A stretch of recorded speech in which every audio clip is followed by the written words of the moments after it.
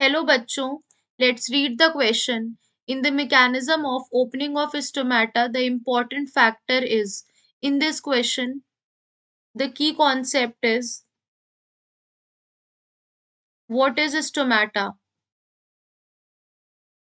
Basically, stomata जो होता है, these are the cell structures in the leaves of plant, and the needles also, that is involved in the exchange of carbon dioxide and water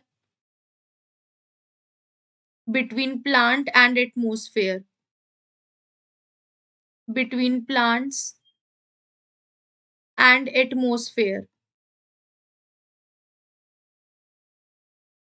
इसे हम क्या कहते हैं? इसे हम कहते हैं स्टोमेटा। अब क्वेश्चन में हमसे पूछा गया है कि इस ओपनिंग ऑफ स्टोमेटा का जो मैकेनिज्म होता है, इसमें इंपॉर्टेंट फैक्टर क्या होता है? तो फर्स्ट ऑफ ऑल, स्टोमेटा के अंदर पोर पाया जाता है, which is known as the stomatal pore, and this pore is regulated by turgidity of the guard cells. Turgidity of guard cells इसको रेगुलेट करते हैं।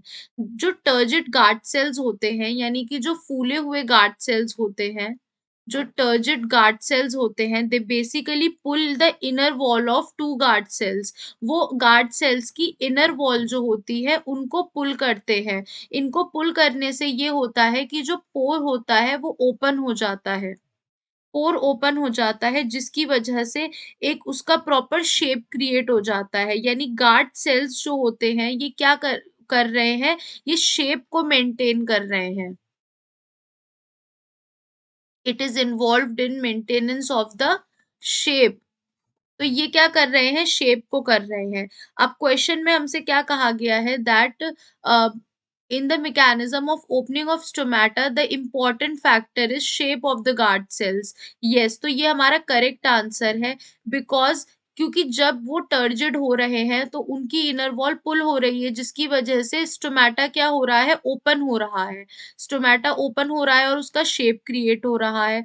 तो ये चीजें चलती रहती हैं इन द होल प्रोसेस। तो यानी कि ये इंपॉर्टेंट फैक्टर क्या हो गया, shape of the guard cell.